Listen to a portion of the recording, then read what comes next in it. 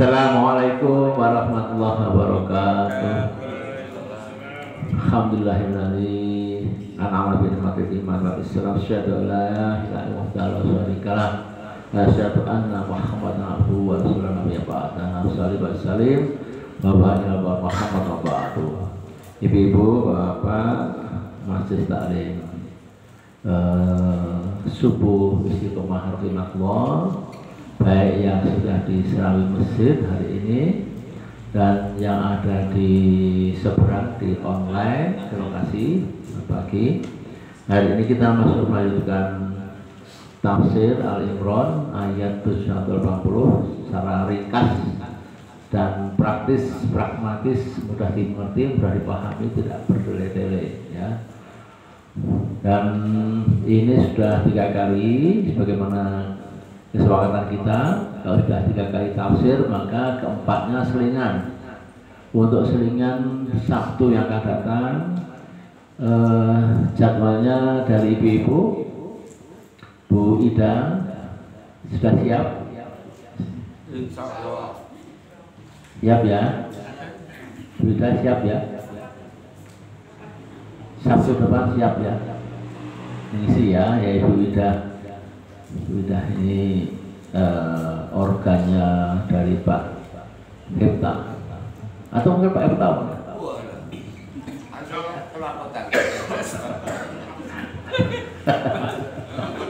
Pak Hepta kuis baik. Kuis, iya. Menghindarkan diri. Iya. Jawabnya Hepta praktis Pak Hepta. Mas sudah punya staff. Pemimpin nggak perlu turun tangan. Baik, ini sekedar guyonan sebentar. Nah ya, jadi pada pagi hari ini ya kita pahamkan kepada seluruh jamaah bahwa ringkasan tafsir 71 sampai 80 itu soalnya sebagaimana saya buat summary ya. Para mufassirin mendeskripsikan tentang betapa jahatnya para ahli kitab di masa lampau, sebab merubah substansi Taurat, Zabur dan Injil ya, seolah menjadi karya para pendeta dan rahib. Bahkan banyak yang dikurangi, diubah, ditambah ayatnya ya, sehingga firman Allah jadi kabur, tak bermakna, saling overlapping, tidak nyambung. Ini dapat kita dengarkan ketika tiap hari kita mendengarkan dialog Islam Kristen Ustadz Juma yang dasar sekali, hafal Bible. Ternyata para pendeta pun nggak hafal Bible. Ustadz Juma itu Masya Allah, Quran hafal, Bible hafal, sehingga kita terjadi dialog tiap pagi, siang, sore kita bisa ikut monitor. Itu para pendeta itu diolehke itu apa? Diolehke diingatkan. Dijelentrehke apa? Dijelentrehke itu ya. Dari A sampai Z kan pendetanya geleng-geleng kepala. Orang Islam hafal. Dan akhirnya apa? Mereka jadi mu'alaf. Pendeta jadi mu'alaf. Banyak sekali karena Ustadz Zuma ini. Sampai dia mau perkarakan di pengacara Kristen termasuk Hotman Paris itu dia tantang, silahkan ayo kita ketemu di mana kata puisi, di mana kita siap. Nah itu kan bahasanya sangat ilmiah dia. Saya tidak pernah jelek-jelekan Bible, tapi Bible itulah yang tidak yang tidak bermakna. Seperti ini kabur tak bermakna, saling overlapping, tidak nyambung Bible itu. Saya diolah di situ itu yang paham. Kita betul-betul dapat pengetahuan banyak dari dialog-dialog itu ya. Bapak Ibu sekalian, kalau mau mendengarkan ada di Ustadz Juma ya, tiap pagi, siang, sore, malam terus 24 jam dia dialog antara agama Kristen. Kenapa saya nggak mengupas Buddha, Hindu, yang lain? Karena dia nggak nyerang Islam. Yang nyerang Islam itu adalah Kristen, nyerang kami. Banyak orang jadi murtad karena Kristen, itu kan?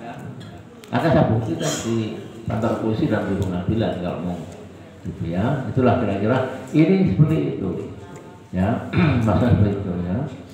Maka saya judulnya Nabi Muhammad sudah termuat dalam Taurat dan Injil, bahkan Zabur ada, ya, ada. Tapi bukan Muhammad, namanya Ahmad. Ya. Bukan Ahmad Lufi ya, bukan Ahmad Lufi. Ya, ini pengetahuan praktis, pragmatis ya, belajar tafsir yang dapat kita pahami. Baik, kita akan buka slide-nya apa saja.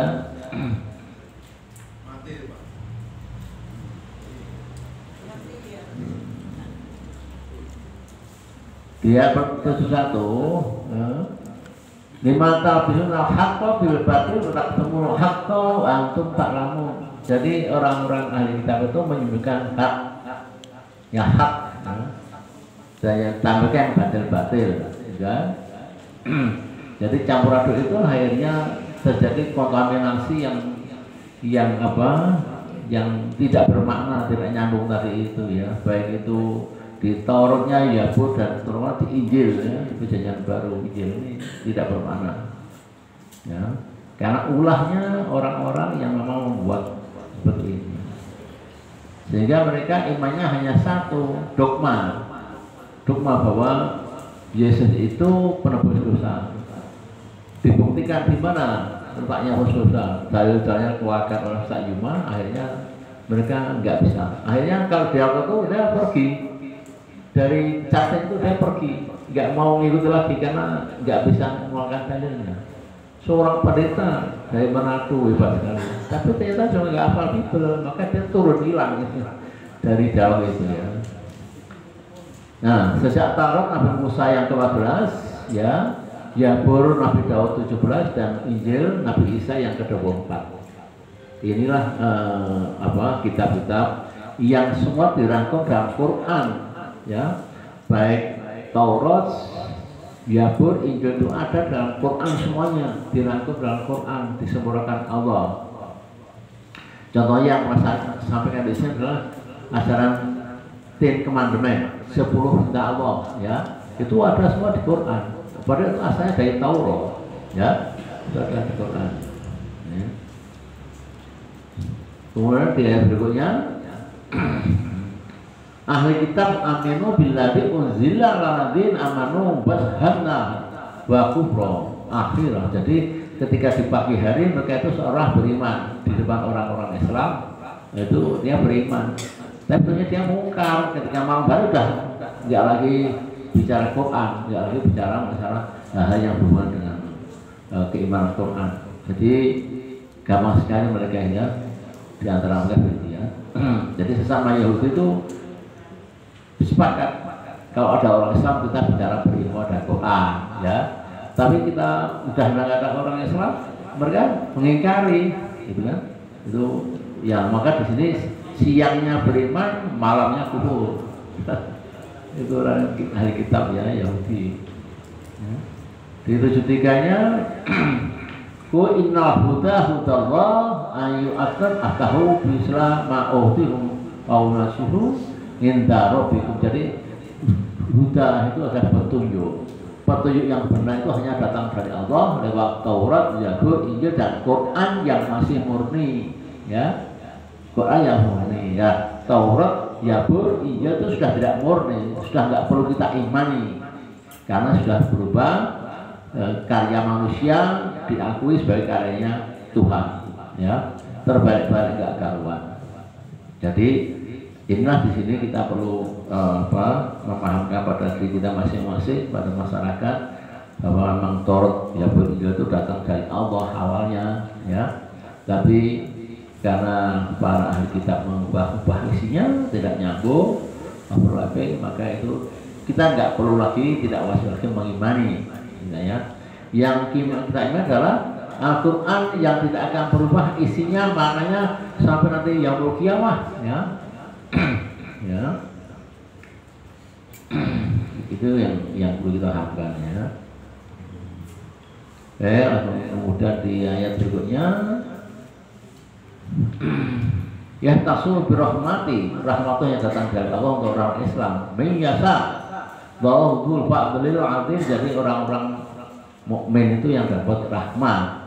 Jadi mereka iri kenapa para nabi-nabi itu diangkat Allah karena rahmat Allah, bilang Allah. Tapi bukan perintah rahib diangkat dari nabi, karena rahib dan pada itu ahli kitab itu sudah menyelewengkan ayat Allah tidak mungkin diangkat menjadi nabi. Ya. Ini bantahan Allah ya. Kemudian di ayat 75-nya ahli kitab min ta'minu bikin tori iwatihi, dan terusnya maksudnya apa? Ahli kitab Yahudi ada yang amanah, setiap dititip uang selalu utuh. Contohnya Abdullah bin Salam dalam tafsir ini ya. Abdullah bin Salam itu asli Yahudi tapi namanya Abdullah bin Salam. Tetapi ada yang nakal, uang titipan tidak dikembalikan. Jadi Ka'ab bin Asram. Ka'ab bin Asram. Ya, maka punya keluarga jangan namakan Ka'ab bin Asram. Ya, tukang ngeplang. Indonesia oke ngeplang Kiai gimana? Ngeplang banyak ya. Utamanya pergi ke kabur. Itu kawannya Ka'ab ini berarti. BLBI ya. Ya. Kemudian yang 76 kita lihat man awfa bi ahadi wattaqu fa innallaha yuhibbul muttaqin. Maknanya apa?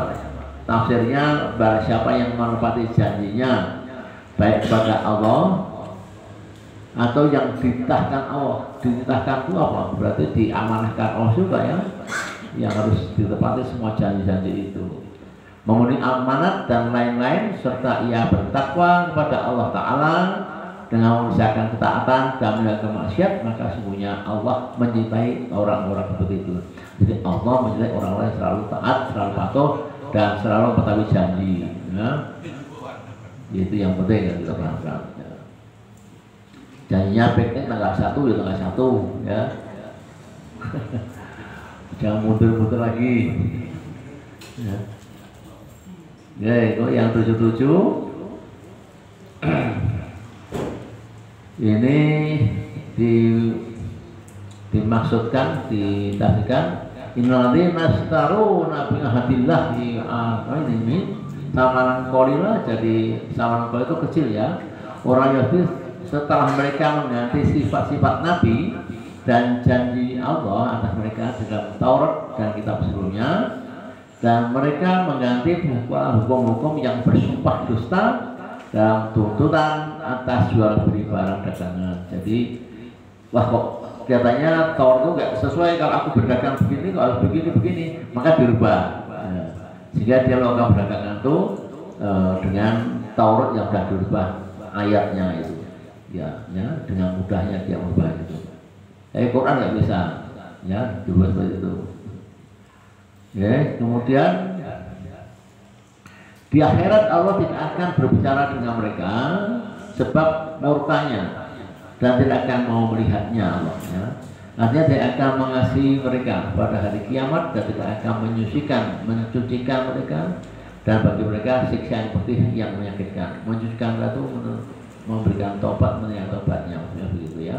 Kalau tidak menerima tobatnya mereka sudah terlambat.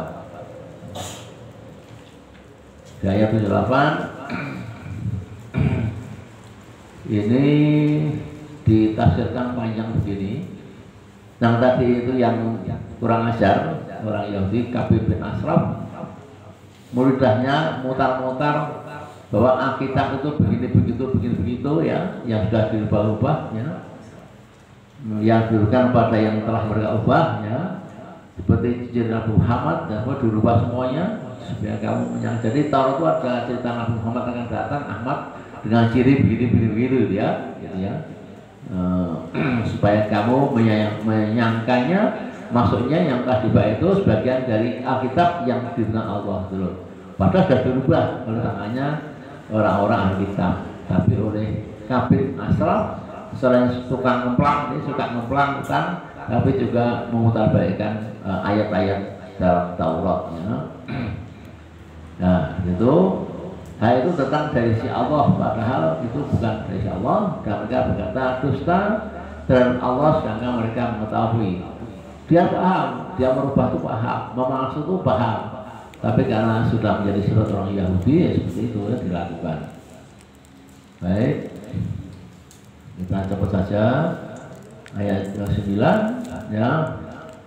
Maka nalibashari ayyuk dia wahul kitab hikmah wal nubuwah, kitab dan nubuwah. Hikmah dan nubuwah itu artinya diberikan kepada siapa? Ya, kepada manusia, kepada nabi ya, yang tidak Allah ya.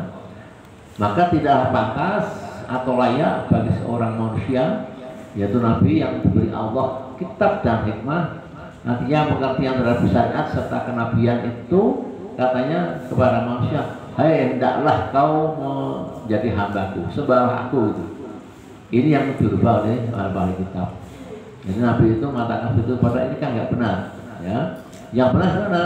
Bima kuntum tu'allimuna kitab, bima kuntum tadrusun, ya, tadrusun.